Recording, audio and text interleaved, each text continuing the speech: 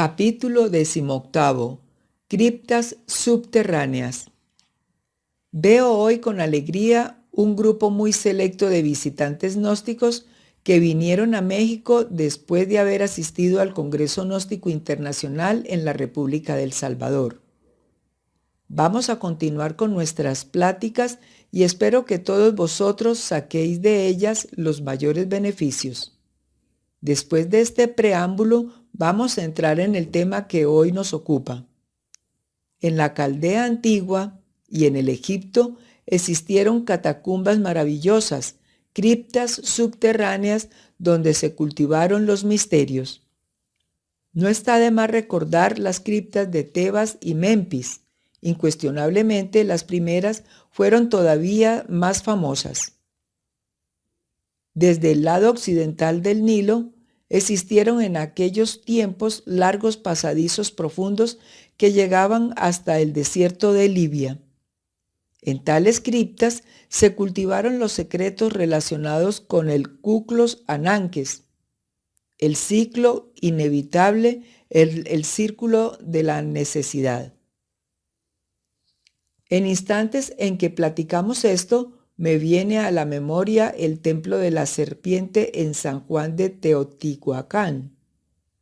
El investigador esoterista podrá ver allí en detalle, esculpida en roca, la serpiente cascabel, y lo más asombroso de todo esto es que, junto a la víbora sacra de los misterios aztecas, resalta también labrado en piedra viva el caracol.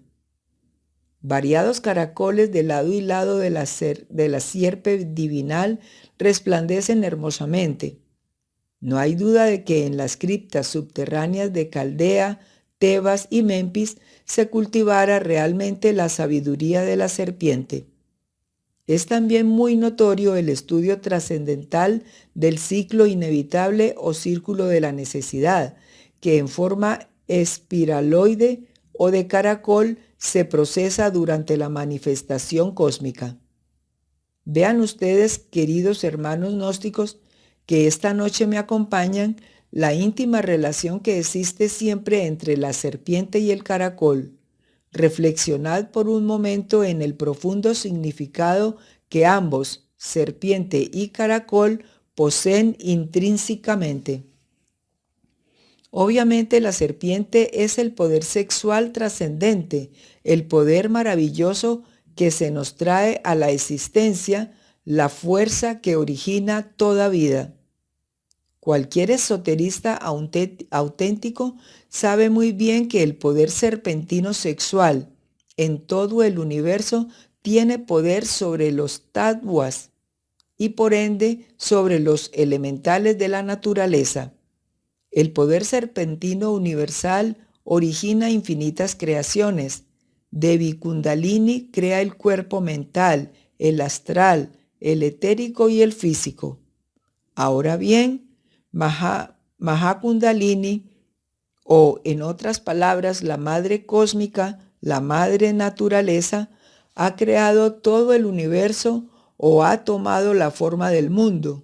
Obviamente ha realizado también todos sus procesos sobre la base de la línea espiraloide tan vivamente alegorizada por el caracol. Cualquier progreso interior, todo desarrollo íntimo se basa en la espiral de la vida. Nosotros, pues, hablando ya en forma personal, podemos decir que cada uno de nos es un mal caracol entre el seno del Padre. A cada alma se le otorgan o asignan 108 existencias para su autorrealización, y éstas se procesan en espiras ya más elevadas, ya más bajas. He ahí el caracol. Mas ahondemos un poco más, queridos hermanos que esta noche asisten a esta plática. Vamos a estudiar el Kuklos Ananques, el ciclo inevitable o círculo de la necesidad. Muy interesante resulta el hecho concreto de que tal tema tan profundo solo se estudia en esas criptas subterráneas. Indudablemente, esta es la misma doctrina de la transmigración de las almas que más tarde enseñara el Avatara Krishna en el Indostán. Sin embargo, es notorio que el Kuklos Ananques egipcio fuera todavía más específico. Ya hemos dicho mucho, ya hemos afirmado en estas pláticas lo que es el descenso a los mundos infiernos. Hemos puesto cierto énfasis al decir que cumplido el ciclo de las 108 vidas que se le asignan a cada alma, si no nos hemos autorrealizado, entramos en los mundos infiernos. Obviamente, en esas regiones sumergidas involucionamos espantosamente hasta llegar al 9º círculo situado en el corazón del mundo. Allí se desintegran los perdidos, se reducen a polvareda cósmica. Después de la muerte segunda, y esto es cosa que ya hemos dicho en todas nuestras pasadas pláticas, el alma o las almas fracasadas resurten, salen otra vez a la luz del sol para recomenzar la jornada, empezando una nueva evolución que ha de iniciarse inevitablemente desde el escalón más bajo que es el reino mineral. Lo interesante del Kuklos Ananques egipcio son precisamente las especificaciones, los diversos análisis y síntesis. Es claro que hay que tener en cuenta el rayo en que se desenvuelve cada esencia que brota del abismo y por ende su línea de desenvolvimiento particular. Variadas son las familias vegetales, variadas las especies animales, distintos los elementos minerales, etcétera, etcétera, etcétera. Los rectores de la naturaleza no podrán hacer pasar a todas las esencias que han brotado del abismo por un mismo elemento mineral, ya sea este hierro, cobre o plata, etcétera, o por una determinada familia vegetal o a través de determinada especie animal. Los gurús devas tienen que distribuir la vida sabiamente, porque algunas esencias pueden vivir en el hierro, otras en el cobre, otras en la plata, etc. No todas podrían pasar por el mismo elemento mineral. Las familias elementales vegetales están muy bien organizadas en el mundo etérico y no todos los elementales podrían ser pinos o hierbabuenas de menta.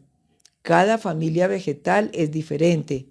Hay plantas lunares, mercurianas, venusinas, solares, marcianas, jupiterianas, saturninas, etcétera, etcétera, etcétera. Las esencias, de acuerdo con su rayo de creación, cada una tendrá que relacionarse con tal o cual departamento vegetal y solucionar todo esto. Saberlo distribuir es algo que corresponde a los rectores de la naturaleza. Las especies animales son variadísimas y sería absurdo reincorporar a determinadas esencias en organismos animales que no se corresponden con su rayo de creación. Ciertas esencias pueden evolucionar en el reino de las aves, otras en los cuadrúpedos, otras entre los peces del inmenso mar. Los rectores de la vida deben saber, pues, manejar estas corrientes elementales sabiamente para evitar confusiones, anarquías, destrucciones innecesarias. Por último, la entrada de las corrientes de la vida en el reino de los humanoides racionales es muy delicada. Se necesita mucha sabiduría para evitar catástrofes. Vean ustedes, pues, lo que es esta doctrina de la transmigración de las almas, estudiada a fondo por los egipcios. Wotan nos habla también de un agujero de sierpe, en el cual él tuvo la dicha de haber penetrado. Es notorio la relación entre este agujero de sierpe o culebra, mencionada por Wotan, aquí en México, y las criptas de Egipto y Caldea. Este tal agujero de culebra o de sierpe no es más que una caverna subterránea, una cripta de misterios donde este gran iniciado entró triunfantemente. Dice Wotan que él pudo penetrar en ese agujero de sierpe dentro del interior de la tierra y llegar hasta las raíces del cielo, porque él mismo era una sierpe, una culebra. Los druidas de la región celta británica en Europa también se llamaban a sí mismos serpientes. No está de más recordar el Karnak egipcio y el Karnak británico, símbolos vivientes del monte de la serpiente. No hay duda que ustedes, mis amigos visitantes, ya saben muy bien lo que es la serpiente, ya tienen tal información, por eso no me parece pues que esta noticia sea nueva. Los indostanes hablan claramente sobre la serpiente. Se trata de un poder eléctrico sexual maravilloso, el fuego sagrado que se halla oculto en cada uno de nosotros. Es indudable que este poder ígneo o poder serpentino parece una culebra realmente. Así la ven los clarividentes. Desde el punto de vista anatómico oculto, podrían afirmarles a ustedes en forma enfática que parece una sierpe de fuego enroscada 3 veces y media dentro del centro magnético del coxis, base fundamental de la espina dorsal. A veces temo que no me han entendido, mas sé que ustedes han leído mis libros y por eso en modo alguno puede extrañarles la enseñanza que esta noche estamos dando. Primero hay que despertar el fuego y hacerlo subir por el canal medular hasta el cerebro. Solo así podremos transformarnos radicalmente. Después, y esto es lo más tremendo, debemos ser tragados por la serpiente. Solo así podremos convertirnos en serpientes. Esta es la enseñanza de Wotan. Esta es la doctrina de los mayas y de los aztecas. Jamás podríamos gozar de los poderes de la culebra sin antes haber sido tragados por ella, y esto es algo que desafortunadamente desconocen muchos escritores pseudo-esoteristas y pseudo-ocultistas. Sin embargo, quiero que ustedes entiendan que no es posible ser devorados por la culebra sin haber vencido antes al dragón.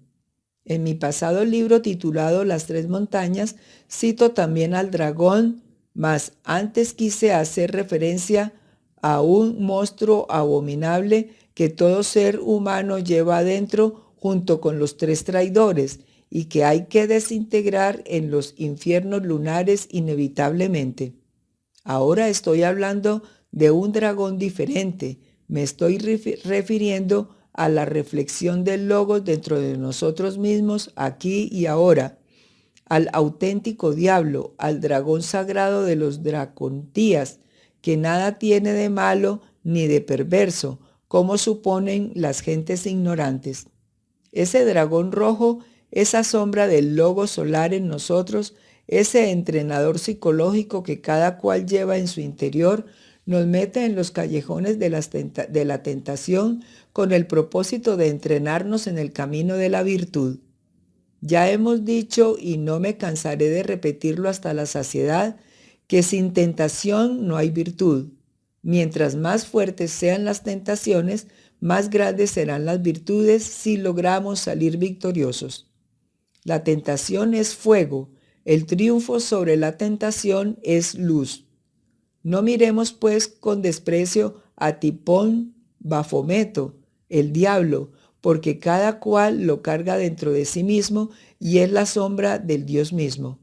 Recordad, hermanos, que diablo es todo contraste. Diablo es la sombra del sol, la sombra de todo árbol a la luz de astro rey, la noche, etcétera, etcétera, etcétera. Mirado desde otro ángulo, vista esta cuestión desde otro aspecto, podríamos decir que como diablo es el anverso de toda medalla para los tenebrosos, para las gentes que viven en el abismo, para los demonios, diablos son los ángeles, los dioses, la luz, la bondad, la belleza, etcétera, etcétera. Si las gentes que viven en la luz se asustan cuando ven a los demonios, es claro que también los demonios se asustan cuando ven a las gentes que viven en la luz, cuando ven a los ángeles, a los arcángeles. Estoy hablando de algo que me consta, de algo que he podido vivenciar, experimentar por mí mismo en forma directa. Muchas veces al entrar en los mundos infiernos he visto a los tenebrosos horrorizados. Los he escuchado exclamar: «Se nos ha entrado un demonio, defendámonos». Ellos ciertamente han sentido pavor ante mi presencia. Yo soy un demonio blanco para ellos y ellos son demonios negros para mí. Así pues, el diablo es cuestión de contrastes, de oposiciones, etcétera, etcétera, etcétera. En las Dracontias se reverenciaba al dragón, es decir, a la sombra del Logos, a la sombra del sol espiritual, a su reflexión en el universo y dentro de nosotros mismos.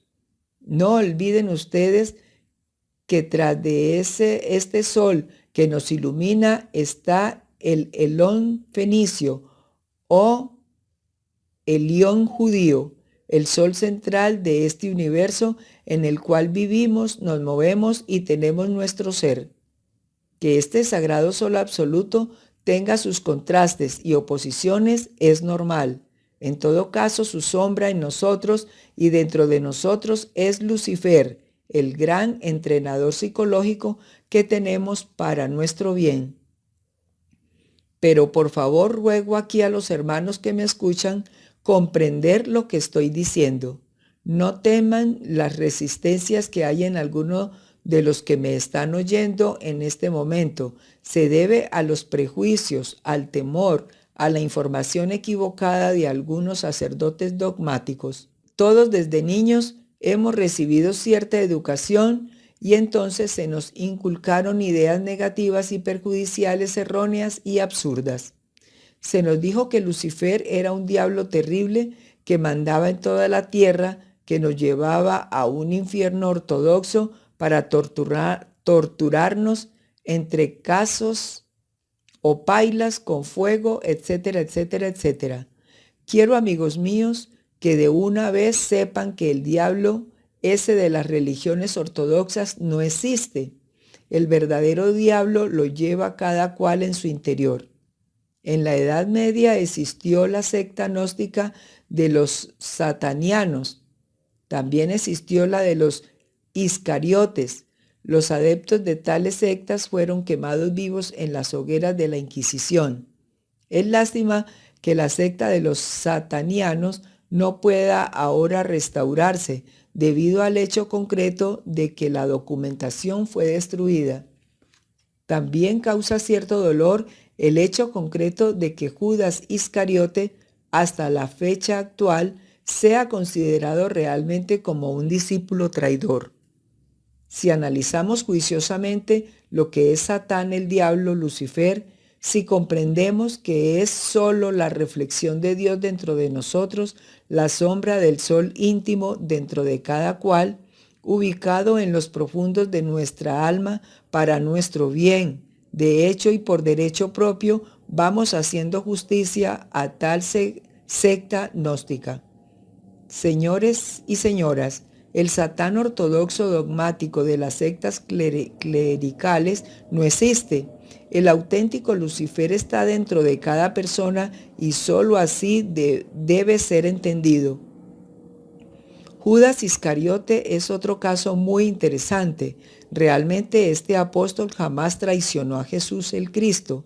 Solo representó un papel y este se lo enseñó su maestro Jesús. El drama cósmico, la vida, pasión y muerte de nuestro Señor el Cristo fue representada desde los antiguos tiempos por todos los grandes avataras. El gran Señor de la Atlántida, antes de la segunda catástrofe transalpiniana, representó en carne y hueso el mismo drama de Jesús de Nazaret. En cierta ocasión, un misionero católico que llegó a China encontró el mismo drama cósmico entre las gentes de raza amarilla.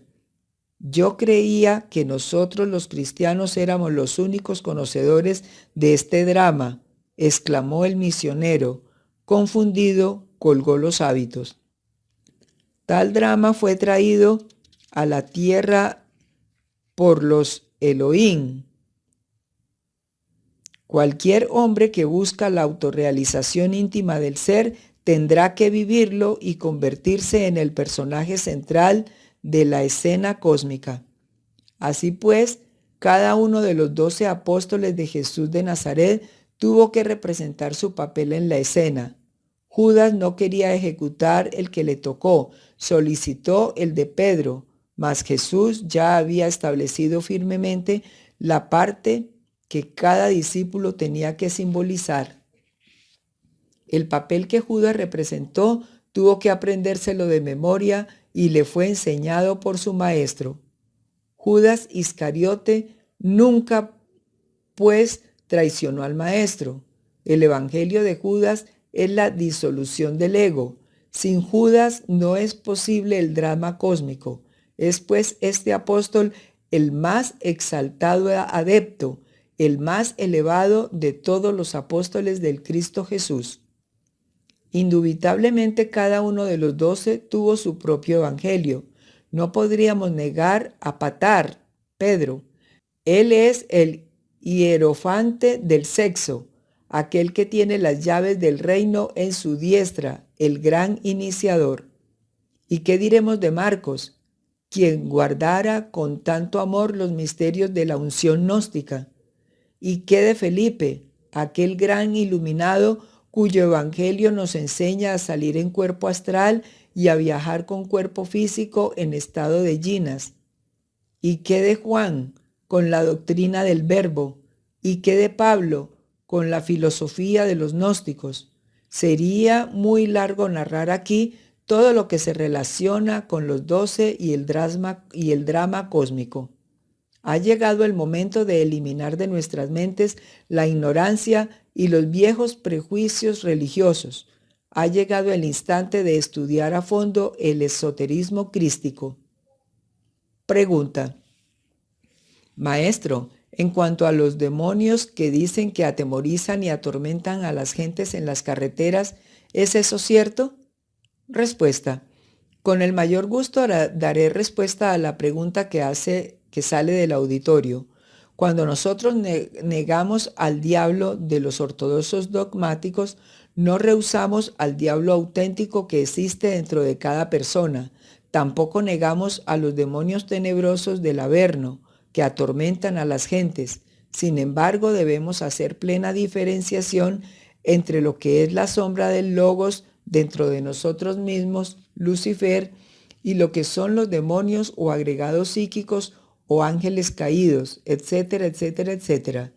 Existen demonios por donde quiera que dentro y fuera de nosotros. Demonios son nuestros agregados psíquicos. Demonios son los agregados psíquicos del prójimo. Demonios son Baal, Moloch, Belial y muchos millones, billones o trillones más. Estos existen inevitablemente y tenemos que pelear contra ellos. Pregunta. Querido maestro, ¿cuál es la manera eficaz para defendernos de los diablos que nos atacan? Respuesta. Amigos, existen muchas conjuraciones antiquísimas mediante las cuales es posible defendernos de los ataques de los tenebrosos. Recordemos la conjuración de los 7 del sabio Salomón, la conjuración de los 4, el pentagrama, etcétera, etcétera, etcétera. En forma muy especial, conviene saber que el pentagrama con el ángulo superior hacia arriba y los 2 ángulos inferiores hacia abajo hace huir a los tenebrosos. Pregunta. Maestro, quiero que vuestra merced me diga si el 5.º ángel que viene en guerra a dar la sabiduría íntima del ser puede liberar y dar la gran enseñanza sobre el Judas Iscariotes a la humanidad. Respuesta. Amigo amigos que esta noche me escuchan, distinguida dama gnóstica que ha hecho la pregunta. En la Edad Media, ciertos elementos reaccionarios, comprendiendo que Samael, mi real ser interior, el quinto de los 7, enseña la sabiduría oculta revolucionaria, dieron a la sombra del Logos el nombre de Samael, es decir, me trataron a mí de diablo por el delito de no encajar en sus moldes tan tremendamente estrechos. A mí me toca ahora develar, indicar con claridad el camino, hacer la disección a muchas palabras y conceptos para ver qué es lo que tiene de verdad. No soy el único iniciado que conoce los misterios del drama cósmico. Tampoco soy el único que tiene el honor de saber el papel de Judas, pues ya sabemos que existió la secta gnóstica de los Iscariotes, especializada precisamente en el evangelio del gran maestro Judas, fiel discípulo de nuestro Señor el Cristo. Los ignorantes ilustrados, los bribones del intelecto, los secuaces de muchas sectas muertas, se lanzaron contra nosotros por el hecho mismo de haber divulgado estas cuestiones. Empero, cumplimos con nuestro deber y con el mayor placer arrojamos luz en las tinieblas, cueste lo que cueste. A Judas, repito, no se le ha hecho justicia, a pesar de ser el más exaltado de todos los 12. Lo que sucede es que a la humanidad le desagrada horriblemente eliminar el ego, y como quiera que la doctrina del Iscariote es precisamente contra el yo, contra el mí mismo, entonces lo más natural es que hasta los mismos eruditos de las diversas escuelas pseudoesotéricas y pseudoocultistas lo odien mortalmente. En todo caso, los 4 evangelios no se pueden tomar a la letra muerta. Están escritos en clave, han sido precisamente elaborados por iniciados y para iniciados. Pregunta: Venerable Maestro, entonces, si el Judas Iscariote fue el más exaltado de los discípulos del gran Kabir Jesús, entonces, ¿quién fue el traidor? Respuesta: contesto esta pregunta que sale del auditorio. Amigos y hermanos gnósticos que me escuchan, el verdadero traidor del Cristo está dentro de cada uno de ustedes. Esto quiere decir que no solamente traicionaron al Cristo, sino que además lo están traicionando diariamente, de instante en instante, de momento en momento. Bien saben los hermanos masones lo que son los 3 traidores de Irán Aviv. Judas es el demonio del deseo que traiciona al Cristo íntimo de segundo en segundo. Pilatos es el demonio de la mente, que siempre anda disculpándose, justificándose, lavándose las manos, declarándose inocente, etcétera, etcétera. Caifás es el demonio de la mala voluntad, cada cual lo lleva bien adentro, aquel que no sabe hacer la voluntad del Padre, ese que siempre hace lo que quiere, lo que le viene en gana, sin importarle un comino los mandamientos del bendito. Los 3 traidores asesinaron a Irán Aviv, el maestro secreto. Jesús, el gran Kabir, antes de cristalizar en sí mismo las 3 fuerzas primarias del universo, tuvo que eliminar al Judas íntimo, como tenéis que hacerlo cada uno de vosotros. Entendido todo esto, comprendiendo que el Iscariote solo cumplió con un deber, obedeciendo a su maestro y representando un papel que se había aprendido de memoria, debemos ahora hacer justicia a ese adepto ante el veredicto solemne de la conciencia pública. Pregunta: Maestro, desde los inicios del cristianismo, la Sagrada Biblia, conocida como el libro de la verdad divina, no menciona a los apóstoles como usted los denomina, ni tampoco enseña que Lucifer es la sombra de Dios. ¿por qué hemos de dar más crédito a sus palabras que a lo que se lee en los santos evangelios? Respuesta. Con el mayor placer voy a dar respuesta a la pregunta que sale del auditorio. Distinguido caballero, los 4 evangelios fueron escritos 400 años después de Cristo, no por los apóstoles, sino por los discípulos de los apóstoles, y como ya dije, están escritos en clave. Ciertamente, esos son 4 tratados de alquimia y cabala. Analizando juiciosamente las palabras del gran Kabir Jesús, vemos en ellas la parábola caldea y egipcia, la matemática pitagórica y la moral budista. Indiscutiblemente, el gran Kabir viajó por la India, Caldea, Persia, Grecia, Egipto, etcétera, etcétera, etcétera.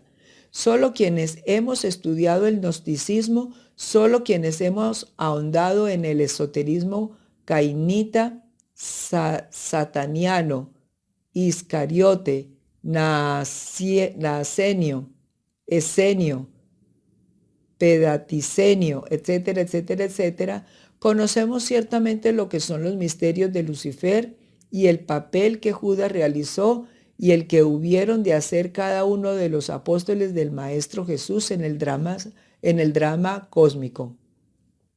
No es la Biblia precisamente la que va a explicar el papel de cada uno de los 12. Empiece usted, distinguido caballero, por conocer a fondo el esoterismo de los 12 signos zodiacales y luego oriéntese mediante el estudio de las religiones comparadas y las escrituras gnósticas. Mucho podrá usted intuir estudiando la pistisofía. Es lástima que solo encontremos ese libro en inglés. Sin embargo, espero que algún día sea traducido al español. En todo caso, no debemos estudiar a la letra muerta, la Biblia, pues está escrita en forma simbólica y solo la pueden entender los iniciados. No soy yo el único que conoce todos estos misterios, pero sí soy el primero en develarlos, en hacerlos públicos para bien de la humanidad.